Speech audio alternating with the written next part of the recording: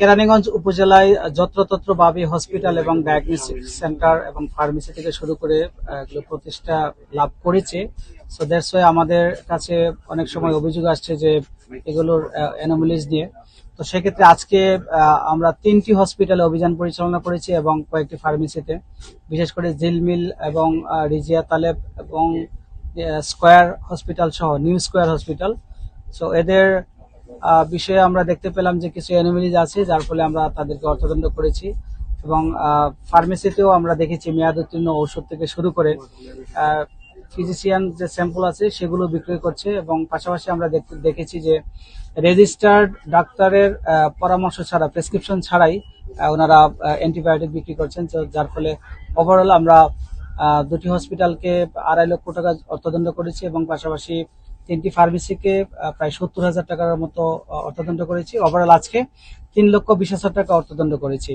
তো আমরা বাকি যে ফার্মেসিগুলো রয়েছে এবং যে হসপিটালগুলো রয়েছে, ডায়াগনস্টিক সেন্টারগুলো রয়েছে, প্রত্যেকটি আমরা প্রতিদিন ডে ওয়াইজ আমরা মোবাইল কোর্ট পরিচালনা করবো এবং পাশাপাশি এখানে কোনো ধরনের অবৈধ ক্লিনিক, অবৈধ হসপিটাল এবং ডায়াগনস্টিক সেন্টার, ফার্মেসি এগুলো কেরানীগঞ্জে চলতে পারবে না।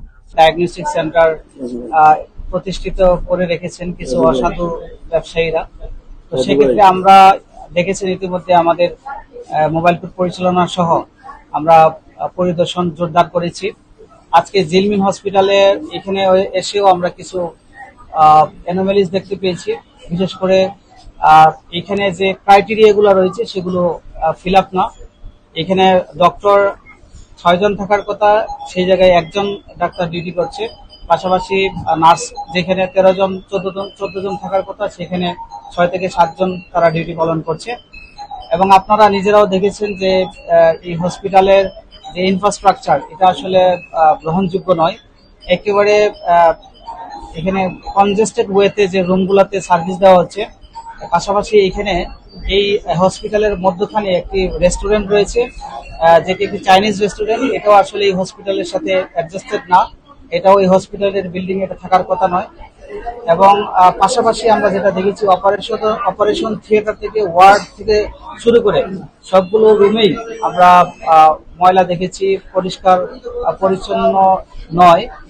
এবং আমরা দেখেছি যে কিছু যন্ত্রপাতি আছে যেগুলো পুরাতন অবস্থায় আছে। এবং পাশাপাশি আমরা এখানে তাদের যে রিপোর্ট রয়েছে, বিভিন্ন রিপোর্ট যেগুলো তারা টেস্ট করে থাকে, সেগুলো আমরা চেক করেছি।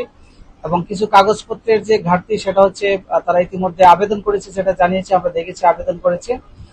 ওভারঅল একটি অবজারভেশন আমরা অবশ্যই স্বাস্থ্য অধিদপ্তরে দিব। Lily whip shea mystic glowing body wash, secret to ultimate glow.